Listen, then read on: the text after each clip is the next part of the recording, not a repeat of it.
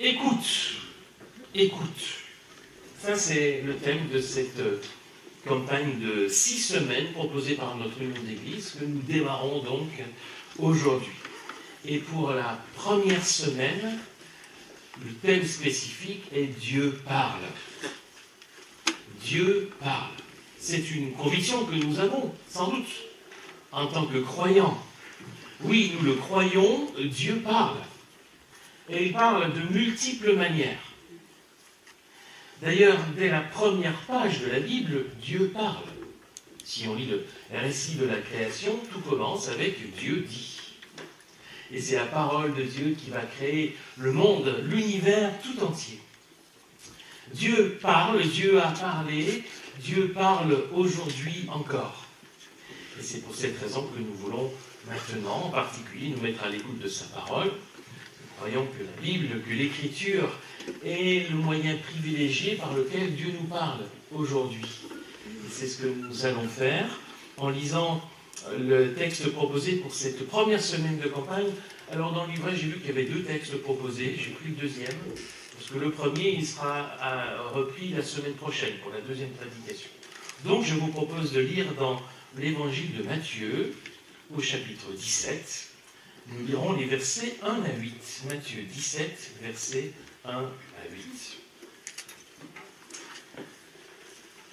6 jours après, Jésus prend avec lui Pierre, Jacques et Jean, frères de Jacques, et les conduit à l'écart sur une haute montagne. Il fut transformé devant eux.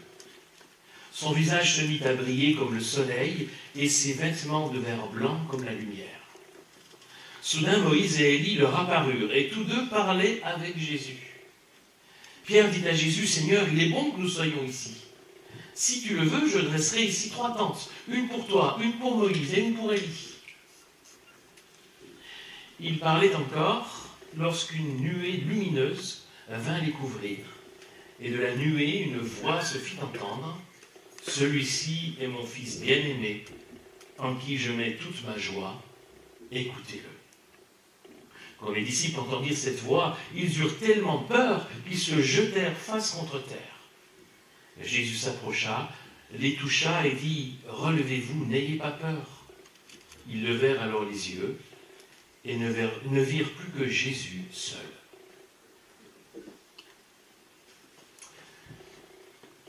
Peut-être qu'au premier abord, vous êtes étonnés de commencer cette campagne autour de l'écoute par ce récit de la transfiguration. Pourtant, dans ce texte, dans ce récit, Dieu parle. Jésus aussi parle. Et nous pouvons les écouter.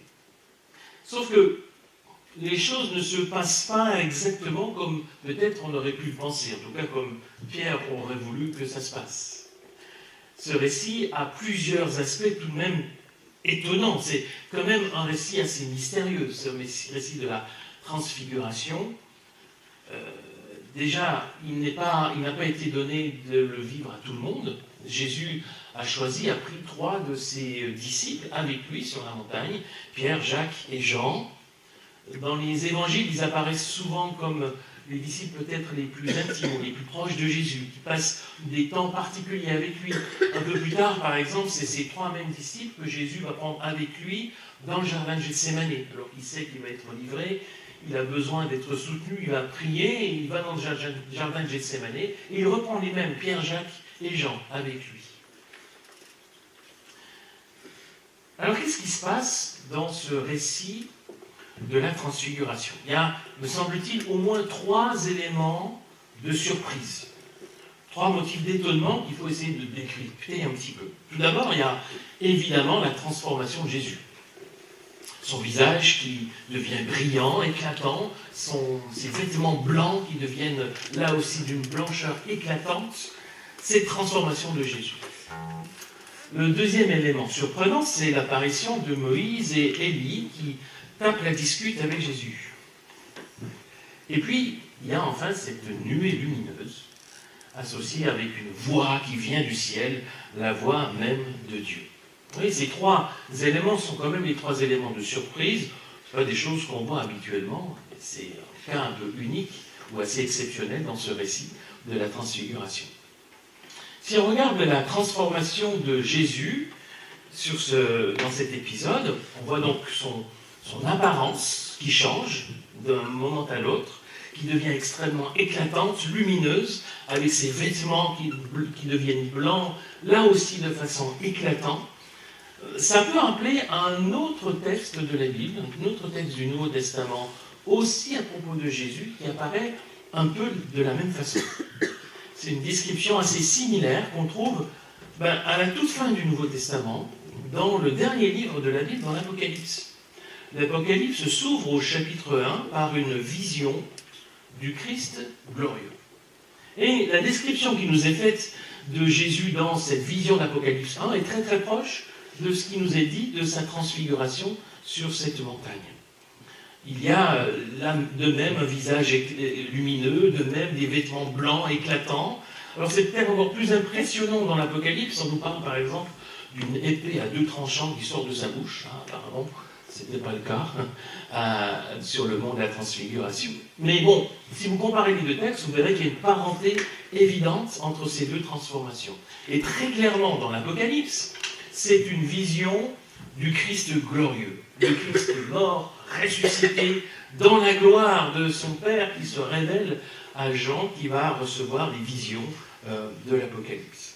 Ce qui veut dire que cette parenté nous dit sans doute qu'à ce moment-là, dans l'Évangile, sur la montagne, pour quelques minutes, il y a quelque chose de la gloire du Fils de Dieu qui apparaît sur le visage de Jésus.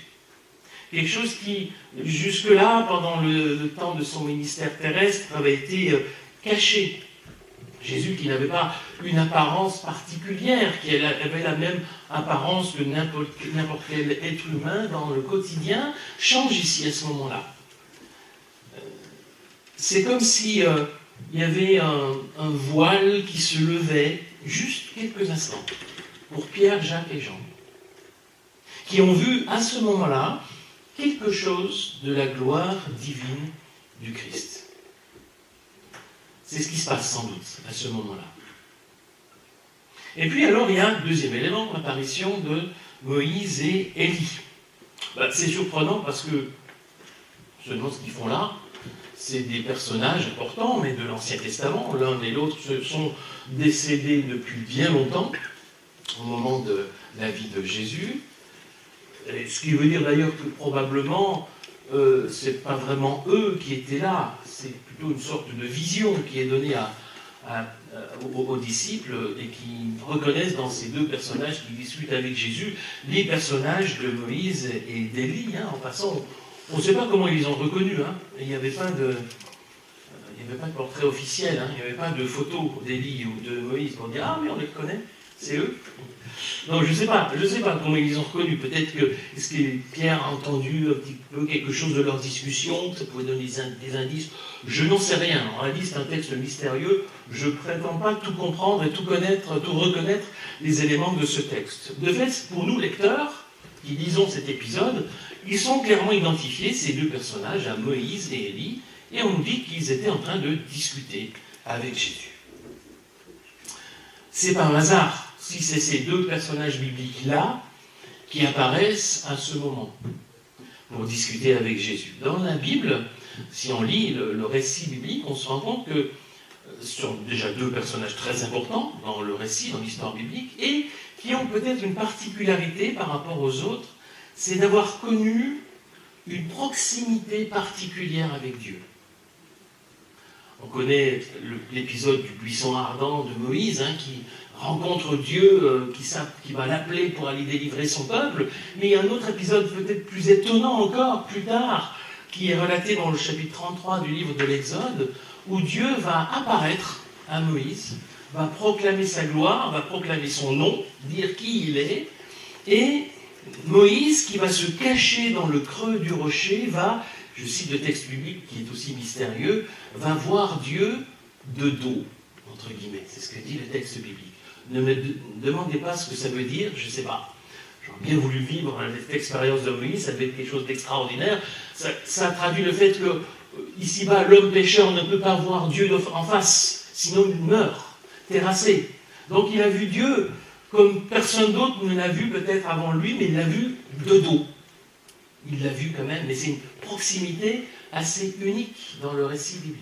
Et puis Élie, le grand prophète Élie, lui aussi, à un moment donné de sa vie, alors qu'il était d'ailleurs au fond du trou, Dieu est venu se manifester à lui, se révéler à lui de manière particulière sur le mont Horeb.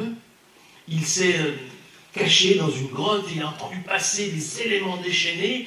Le texte biblique nous dit que Dieu n'était pas dans ces éléments déchaînés. Et à un moment donné, un tout petit bruit, un souffle léger qui se fait entendre. Et Élie va sortir en se couvrant le visage, il ne va pas le voir non plus, mais se tenir dans la présence même de Dieu sur le mont Horeb, dans un bruit d'un souffle léger.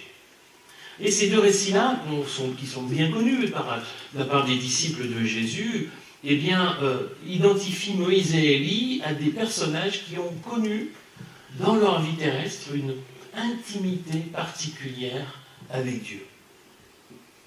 Et cette intimité, elle se manifeste d'une façon particulière, peut-être, sur la montagne de la transfiguration, puisque l'un et l'autre, à ce moment-là, sont en discussion directe. Cette fois-ci, face à face, ça va peut-être même plus loin encore que ce qu'ils ont connu dans leur vie terrestre, mais face à face avec le Christ et le Christ glorieux.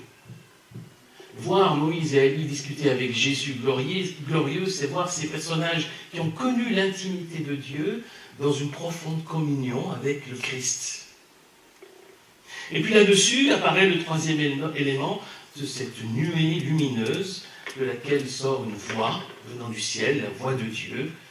Alors la nuée lumineuse, ça peut évoquer là aussi plusieurs événements, plusieurs passages de l'Ancien Testament, notamment la traversée du désert par les Hébreux, qui étaient conduits par la journée par une nuée, la nuit par une colonne de feu, la nuée, la lumière, vous voyez, on retrouve ces éléments-là. Et cette voix qui vient du ciel dit qu'il faut reconnaître en Jésus son Fils bien-aimé. Eh bien, ce sont des paroles qui ont déjà retenti dans l'Évangile, à un moment particulier, au début du ministère de Jésus, lorsqu'il va se faire baptiser dans le Jourdain par Jean-Baptiste. On nous dit qu'il y a cette même voix qui retentit du ciel et qui dit à peu près, ou presque mot à mot, les mêmes choses.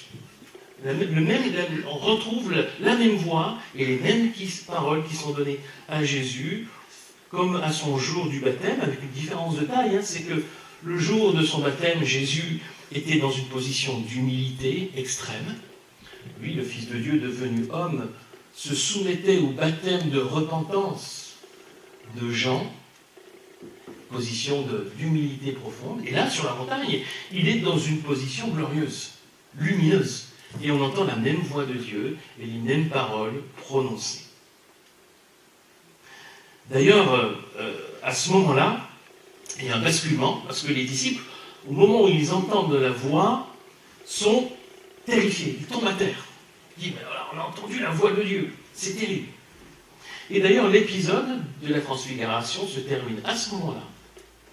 Juste après, tout redevient normal, entre guillemets, les lumières ont disparu, Moïse et Élie ne sont plus là, il ne reste plus que Jésus seul, qui va les rassurer, n'ayez pas peur, et qui va les reprendre avec lui et redescendre de la montagne. Voilà pour donc ce récit de la transfiguration et de décrypter ces trois éléments un petit peu étonnants, surprenants. C'est quand même pas une expérience banale que juste Pierre, Jacques et Jean ont connue sur ce monde de la transfiguration. Alors la question c'est, quelle leçon pouvons-nous tirer de cet épisode pour nous aujourd'hui, en particulier dans l'optique de l'écoute de Dieu, du fait que Dieu puisse parler. La première chose que nous pouvons dire, me semble-t-il, c'est que, comme les disciples, nous ne pouvons pas entendre directement la voix de Dieu et voir sa gloire. Nous ne le supporterions pas. Nous serions terrassés comme eux à l'entendre lorsqu'ils ont entendu cette voix de Dieu retentir. Alors dans le récit, on voit que Jacques et Jean ne disent rien, pas un mot leur est attribué, peut-être qu'ils étaient bouche bée devant ce qu'ils voyaient, enfin on peut s'imaginer à leur place de voir ces choses extraordinaires. Pierre, lui, comme souvent Pierre parlait, il n'hésitait pas, lui, à se lancer et à dire des choses. Mais bon, on va pas dire qu'il fait un peu n'importe quoi, mais il est quand même un peu à côté de la plaque, à côté de la situation. Hein. Bon, il est touchant quelque part. Hein. On va monter 3 tentes là, pour toi, pour Moïse, pour Ali, on va rester là. Mais c'est quand même un peu déconnecté de la réalité, quoi. Je ne sais même pas s'il avait pris des tentes avec lui, d'ailleurs, je ne sais rien, peut-être. Je ne suis pas sûr qu'on a tout le temps avec des tentes sur soi. Et puis on a dit, hein, c'est une vision, Moïse et Élie n'étaient sans doute pas là réellement, de façon physique, entre guillemets, donc les tentes ne servaient pas à grand-chose, en l'occurrence. Mais bon, il se lance quand même. Par contre, quand il y a la voix de Dieu qui retentit, alors là, plus rien. Avec les autres, il est à terre, et il dit, ça y est, moi je vais mourir, hein. Enfin, Dieu est là, quoi. C'est pas possible, on ne peut pas le tenir, on ne peut pas rester en vie. Et donc, je crois que pas plus que les disciples, nous ne pouvons pas voir Dieu et entendre directement sa voix. Ce qui fait que Dieu nous parle, certes, mais de façon indirecte, cachée, comme il le faisait aux disciples avant et après l'épisode de la transfiguration, dans la personne de Jésus qui remet ce voile quelque part, qui cache un peu sa gloire. Ne nous étonnons pas. Ne nous étonnons pas que Dieu nous parle de manière indirecte ou voilée. C'est pour nous préserver. Parce que nous ne pourrions pas supporter de le voir ou de l'entendre de façon directe. Alors peut-être qu'il y a parfois des événements dans notre vie, ça peut arriver, qui peuvent s'apparenter à ce que les 3 disciples ont vécu sur la montagne de la transfiguration. L'impression, la certitude que Dieu est là de façon particulière, une expérience où on a l'impression qu'il lève un petit peu le voile de sa présence dans notre vie et qu'on prend une conscience particulière de sa présence. Ça peut arriver, ça peut nous mettre dans une certaine euphorie, peut-être comme Pierre, hein, il était un petit peu euphorique Pierre à ce moment-là, une expérience extraordinaire que Dieu peut, pourquoi pas, dans sa grâce, nous donner de vivre, mais ça ne dure pas. Ça ne peut pas durer ici-bas. Simplement parce que nous ne pourrions pas le supporter. Dieu est saint. Dieu est lumière parfaite et éclatante. Comment est-ce que nous pourrions supporter d'être dans cette présence glorieuse de Dieu aujourd'hui? Et c'est important de s'en souvenir, de nous rappeler de qui est Dieu et qui nous sommes devant lui. Nous ne pouvons pas supporter sa sainteté et sa gloire aujourd'hui. Et ça, c'est un leitmotiv qui apparaît dans les apparitions de Dieu, dans les visions qui sont données. Je pense à cette vision d'Ésaïe, par exemple, lorsqu'il perçoit la gloire de Dieu et puis qu'il perçoit ces êtres mystérieux que sont les séraphins, qui eux-mêmes vivent dans la présence de Dieu, mais qui se cachent le visage par 2 de leurs ailes. Oui, Dieu, ce Dieu saint, parfait, éternel, tout-puissant, pur, glorieux, nous ne pouvons pas tenir en sa présence. Personne ne peut voir Dieu et rester en vie. Ça, c'est un refrain qui traverse le récit biblique. Même Moïse et Élie, au cours de leur vie terrestre, l'un a vu Dieu de dos, l'autre s'est caché le visage pour entrer dans la présence de Dieu. Donc si c'était le cas de Moïse et d'Élie, c'était le cas des disciples, c'est notre cas aussi. Mais on ne va pas s'arrêter là.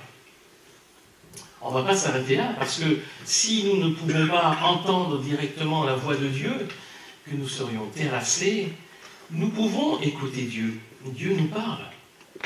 Et là, la voix de Dieu qui est retentie, même si elle terrifie les disciples, ils ont pu entendre ce que Dieu a dit. Et qu'a-t-il dit? Celui-ci est mon fils bien-aimé, en qui je mets toute ma joie. Écoutez-le. Écoutez-le. Écoutez Jésus. Et on voit juste après, la voix elle n'est plus là, la lumière n'est plus là, la nuée n'est plus présente, il ne reste plus que Jésus seul, nous dit le texte, et la voix qui leur a dit, écoutez-le. C'est lui que vous devez écouter. On ne peut pas entendre la voix de Dieu sans être terrifié comme les disciples, mais on peut écouter celui que Dieu a envoyé. Hier comme aujourd'hui, c'est en écoutant, Hier comme aujourd'hui, c'est en écoutant Jésus qu'on peut écouter Dieu. Il est bien le Fils de Dieu, comme en témoigne la gloire qui le revêt sur la montagne de la transfiguration, mais il se met à notre hauteur pour nous parler. Alors sur la montagne, Moïse et Élie discutent avec Jésus. Pierre, lui, il peut qu'observer ce qui se passe, avec envie. Il aimerait que ça dure, d'où sa proposition de monter des tentes.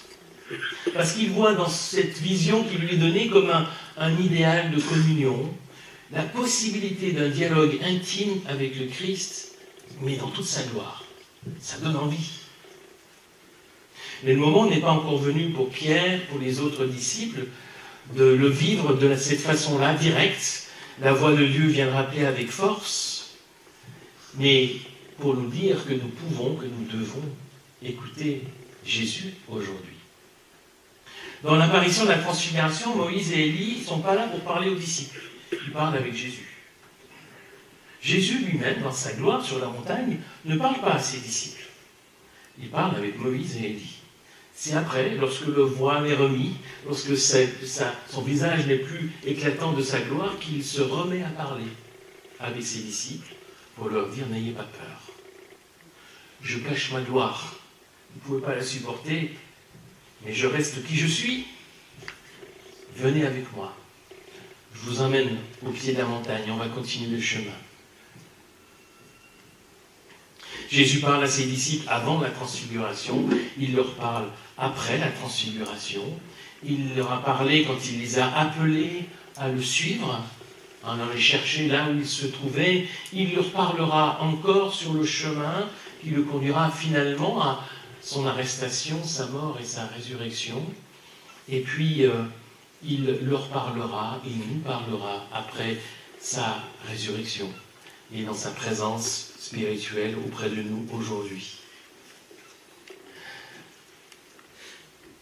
Les disciples ont entendu, s'ils n'avaient à entendre qu'une seule chose, ils l'ont entendu, écoutez-le. Et c'est ça que nous devons entendre ce matin encore. Écoutez-le. Écoutez Jésus. Pour les disciples comme pour nous-mêmes, certainement que ce n'est pas sur la montagne que nous entendrons la voix de Dieu, c'est plutôt en bas. C'est plutôt dans la vallée de notre quotidien, la vallée de l'intimité de notre chambre, là où nous prions, là où nous nous trouvons, nous nous plaçons dans la présence de Dieu, une présence qui est tout aussi réelle que sur la montagne, même si elle est moins éclatante, même si elle est plus discrète. C'est le même Dieu qui est présent, c'est le même Fils de Dieu qui est là, dans notre chambre, là, dans notre quotidien, présent à nos côtés. Dieu parle. Dieu nous parle, même si sa voix est plus discrète. Oui, Dieu parle. En réalité, on devrait peut-être dire aujourd'hui qu'il chuchote. Dieu chuchote à notre cœur par son esprit qui est en nous, dans la prière, à travers l'écriture méditée. Dieu nous parle, Dieu chuchote à notre cœur. L'apôtre Paul parle même dans l'Épître aux Romains de soupir inexprimable qu'exprime l'Esprit Saint dans le cœur de ceux qui croient en lui, de ceux qui lui appartiennent. C'est de cette façon-là que Dieu nous parle aujourd'hui, parce que nous ne pourrions pas supporter qu'il nous parle directement, mais il est là. Il chuchote à notre cœur. Un peu comme dans l'expérience d'Élie sur le mont Horeb, la voix de Dieu chuchote dans ce bruit d'un souffle léger. Même si la présence de Dieu est là, indirecte dans notre vie, même si sa gloire est voilée, parce que nous ne pourrions pas supporter d'être dans sa présence même, Dieu n'en est pas moins présent. Selon la promesse de Jésus, il est avec nous tous les jours jusqu'à la fin du monde. En vertu de la promesse de la Pentecôte, le Saint-Esprit fait sa demeure en nous, croyants, présent dans notre vie, dans notre cœur. Par lui, nous pouvons aujourd'hui écouter Dieu. À travers Jésus. Il chuchote. Or, si on veut entendre une voix qui chuchote, ça veut dire qu'il faut se taire parfois. Il faut s'arrêter. Il faut faire silence. Dans le tumulte et le bruit, on n'entend pas une voix qui chuchote. Alors, si nous voulons entendre Dieu, ce bruit léger de sa présence dans notre vie, Il faut savoir s'arrêter. Il faut savoir prêter l'oreille et l'écouter, se mettre à l'écoute. Et ça tombe bien. C'est justement le thème des 6 semaines de campagne que nous propose notre union d'église. Dieu parle. Oui, c'est vrai. Nous le croyons. Dieu parle. Mais nous ne pouvons pas entendre sa voix, peut-être de façon directe, parce qu'elle nous terrasserait. Mais nous pouvons écouter Dieu en écoutant Jésus, par son esprit en nous, par sa parole, qui nous rejoint d'une manière ou d'une autre. Alors oui, écoute. Dieu parle. Ne t'étonne pas de devoir faire silence et prêter attention à sa voix comme le bruit d'un souffle léger. Tu ne supporterais pas d'entendre sa voix de façon directe. Mais il vient chuchoter à ton oreille, chuchoter à ton cœur. Jésus, par son esprit, te parle. Écoute-le.